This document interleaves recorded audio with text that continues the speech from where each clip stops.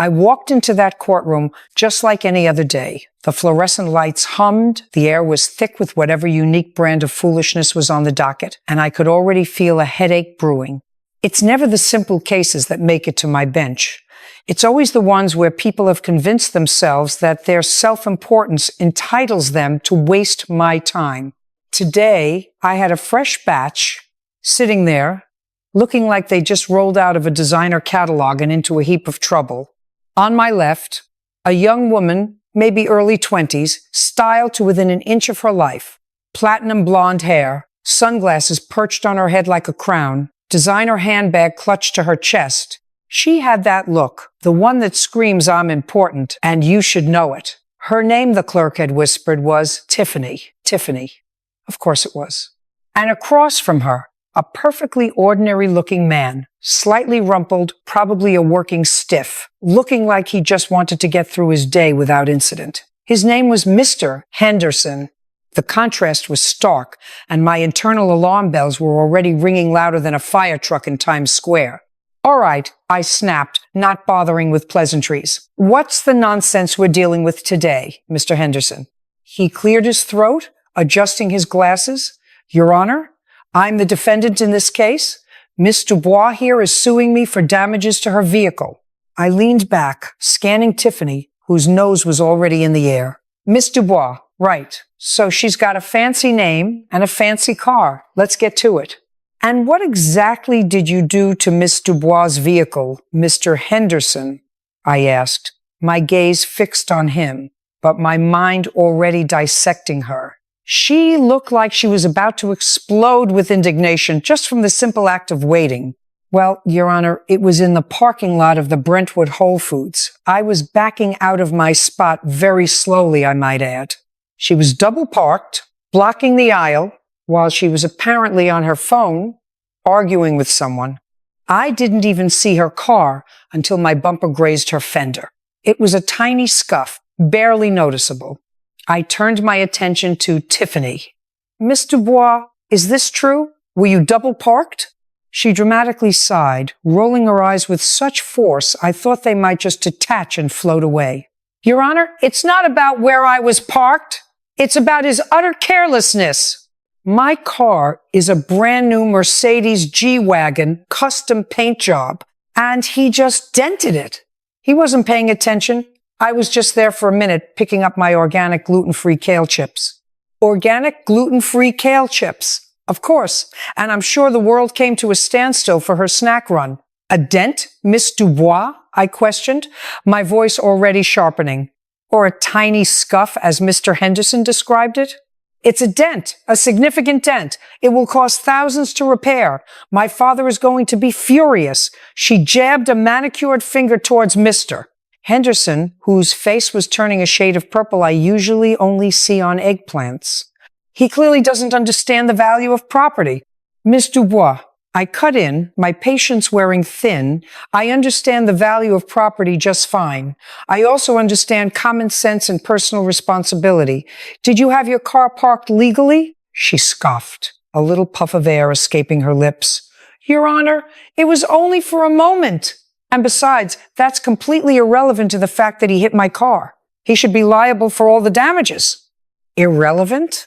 I repeated, leaning forward, my voice dropping to that low, dangerous register. Miss Dubois, parking illegally in a fire lane or blocking traffic is not irrelevant. It's called being a nuisance, and it's called being a danger. If you weren't illegally parked, maybe Mr. Henderson would have seen you. Or maybe, just maybe, you wouldn't have been in that particular spot for him to even graze you. Her jaw tightened. But it's his fault. He wasn't looking. He should have seen me. My car is huge. Your car being huge doesn't give you license to park it wherever you please, I retorted, letting that sink in. This girl clearly lived in a bubble of privilege and poor judgment. Now, let me get this straight. You're suing for damages, and you admit you were double parked, blocking traffic in a crowded parking lot while you were occupied on your phone. Is that correct? I was briefly on my phone, she insisted, her voice rising, tinged with that unmistakable whine of someone who rarely hears the word no. and I was arguing with my assistant about my flight schedule for my European tour. European tour? Oh, here we go. I could see where this was headed. Your European tour has nothing to do with this parking lot incident, Miss Dubois. Stick to the facts.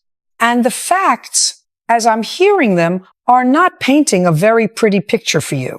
She bristled, her eyes narrowing. You know, my father is a very important man. He's a music mogul. He owns half the record labels in this country. He's friends with senators and governors. I don't think you understand who you're dealing with here.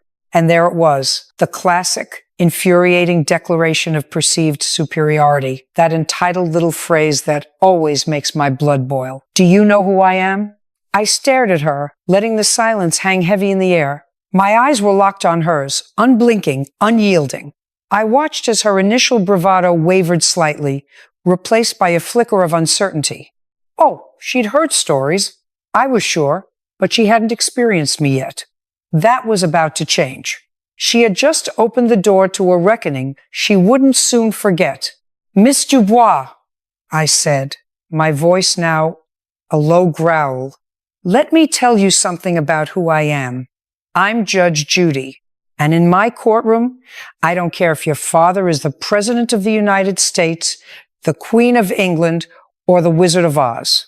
In here, you are Tiffany Dubois, and you are subject to the same rules, the same laws, and the same common sense as every other citizen who walks through that door. When you stand before me, your connections mean precisely nothing. They don't buy you an inch of parking space. And they certainly don't buy you a favorable judgment when you've been negligent. This was just the beginning of her education. She stood there, frozen, the color draining from her face. That's the thing about these entitled types. They're so used to people kowtowing to their daddy's money or their own perceived celebrity that they genuinely don't know how to react when someone just doesn't care. They expect deference, not a dose of reality. Now, I continued, my voice cutting through the stunned silence. Since you've brought up your esteemed lineage, let's talk about responsibility. Your father, the music mogul, probably got where he is by understanding cause and effect. If you don't show up for a concert, you don't get paid. If you release a terrible album, it doesn't sell.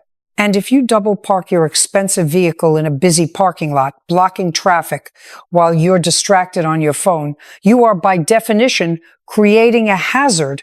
Do you understand that basic concept, Miss Dubois? She stammered, trying to regain her footing. But Mr. Henderson should have been more careful. He should have seen my car. It's bright white. Oh, so your car being bright white makes it invisible to the laws of traffic and common courtesy? I shot back a dismissive wave of my hand. That's a new one. Tell me, Miss Dubois, if you had pulled your bright white G-Wagen onto the sidewalk, blocking a crosswalk, and someone tripped over your bumper because they didn't expect a car to be there, whose fault would that be? That's different. She protested, her voice cracking slightly. How is it different? I pressed, leaning forward, my gaze unwavering. In both scenarios, you're placing your vehicle where it doesn't belong, creating an obstruction and a hazard. Mr. Henderson was backing out of a legal parking spot. You were not. His actions were a consequence of your initial negligence. You set the stage for this incident. Mr. Henderson, bless his heart, actually looked like he might faint from relief. Or maybe it was just the sheer vindication of hearing someone else say what he'd probably been screaming internally for weeks. Do you have any proof, Miss Dubois, that Mr. Henderson was speeding or driving recklessly? I asked, though I already knew the answer. People like her rarely bother with actual evidence. Their feelings are usually enough for them. He was just not paying attention, she insisted, throwing her hands up in exasperation. I mean, how could he not see a brand new G-Wagen? Perhaps because he was expecting a clear path in a parking lot, not an illegally parked obstruction, I retorted, letting the sarcasm drip.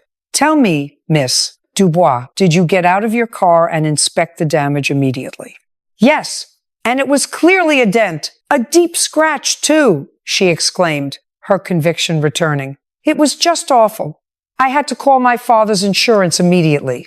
And what did his insurance company say? I asked, raising an eyebrow. It's always telling when people avoid that particular detail. She hesitated. Well, they said I should probably file a claim, but then I decided to just sue him directly because it's clearly his fault and he should pay for everything. Ah, so his own insurance, the people who have a vested interest in not paying out if they don't have to, didn't jump at the chance to blame Mr. Henderson wholesale, I observed dryly. That's very illuminating. Mr. Henderson, what does your insurance company have to say about this? My insurance company said that since she was illegally parked and I was backing out of a legal spot, and the damage was so minor, they'd cover my deductible for any claim she made against me, but they also indicated that liability was very much in question. Due to her parking violation, he explained, sounding much calmer now. Minor damage, you say? I looked back at Tiffany. Miss Dubois, do you have photos of this significant dent? She fumbled with her designer phone, pulling up a few blurry images. I squinted at the screen, then shook my head. Miss Dubois, these look like glamour shots of your car, not detailed damage photos. I see a white car. I see maybe a faint smudge. This is not thousands of dollars worth of damage. This is a trip to the auto body shop for a buff and polish.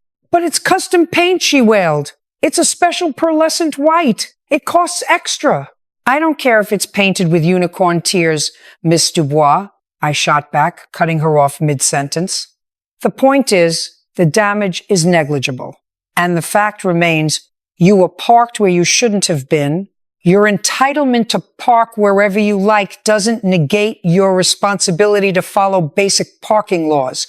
You want to throw your weight around because of your daddy's money? Fine. But don't expect me to be impressed by it. In fact, it often has the opposite effect. Your behavior, Miss Dubois, is precisely why people often dislike folks who claim to be so important. It's not charming. It's just plain rude. And frankly, it's a colossal waste of my time.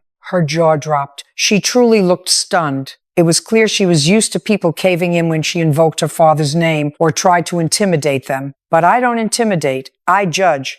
And I had a feeling this case was about to wrap up, not in her favor. I was just getting warmed up for the final verdict. I let her stand there for a moment, absorbing the shock. That's the beauty of reality. It hits some people harder than others, especially those who've managed to insulate themselves from it for too long. Mr. Henderson, meanwhile, had suddenly shifted his weight, a silent sigh of relief escaping him. He knew where this was going, and it wasn't to the bank for Miss Dubois. So, Miss Dubois, I pressed my voice flat. You presented no credible evidence of significant damage that would warrant thousands of dollars in repair. You admit to being illegally double parked, blocking a busy aisle in a parking lot. You were distracted by your phone, arguing about your European tour while Mr. Henderson was lawfully backing out of his designated spot. And your primary argument seems to be that because your car is expensive and your father is influential, you are somehow exempt from the rules that apply to everyone else. Is that a fair summary of your position?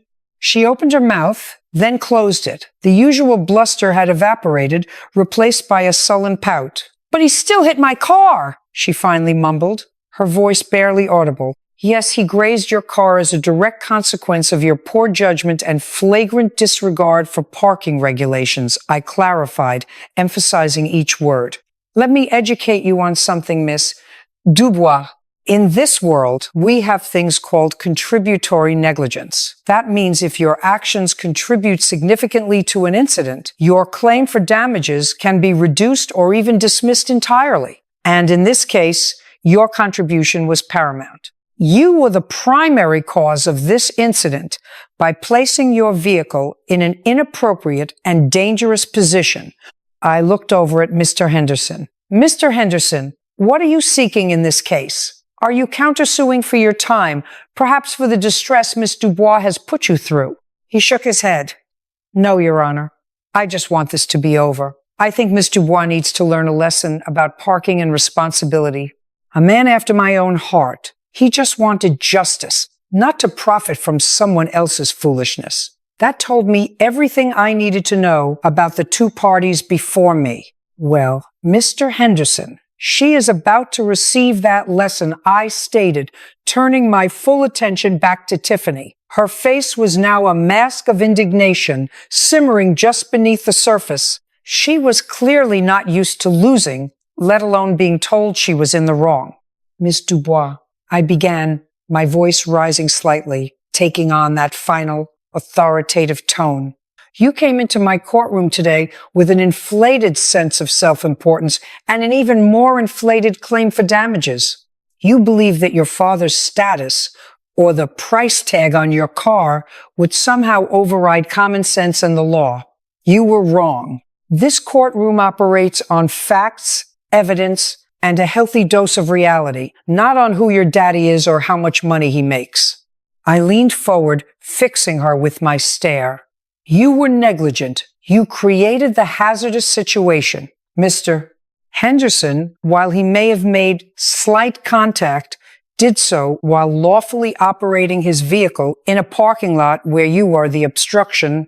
If you want to talk about value of property, let's talk about the value of respecting public spaces and the rules that keep everyone safe. Your claim for thousands of dollars in damage is entirely unsubstantiated by the evidence presented. Furthermore, your own admissions of being illegally parked and distracted heavily weigh against any liability on Mr. Henderson's part. Therefore, I declared, my gavel hovering, I find in favor of the defendant, Mr. Henderson. Your case, Miss Dubois, is dismissed. Bang! The gavel came down with a resounding thud, echoing through the now silent courtroom. It was the sound of reality crashing down on a privileged bubble. Tiffany stood there, mouth agape, utterly speechless. Her platinum hair, her designer bag, her whole carefully constructed facade seemed to wilt under the weight of the verdict. She had come in expecting a walkover, a quick win based on who she was, and instead she got a very public, very direct lesson in humility. And Miss Dubois, I added, just as she was starting to look like she might protest, I suggest you take this opportunity to learn some basic etiquette, starting with where and how to properly park a vehicle. Perhaps your father, the music mogul, can invest in some driving lessons, or at the very least, copy of the California Vehicle Code. And next time you're tempted to ask, do you know who I am? In a court of law, remember this day, because in here, that question will only ever get you one answer. Irrelevant. She finally turned, a defeated look on her face, and practically stumbled out of the courtroom, her European tour plans probably now overshadowed by the bitter taste of defeat. Mr. Henderson, on the other hand, gave me a small, grateful nod and walked out with a spring in his step. Another day, another dose of common sense administered. And just maybe, for one spoiled young woman, a lesson that truly broke through. The internet might break over this, but my job was done. Justice was served. This story wasn't just about a car. It was about privilege, responsibility, and the unwavering force of the law when faced with a lack of both. What a way to start a Tuesday.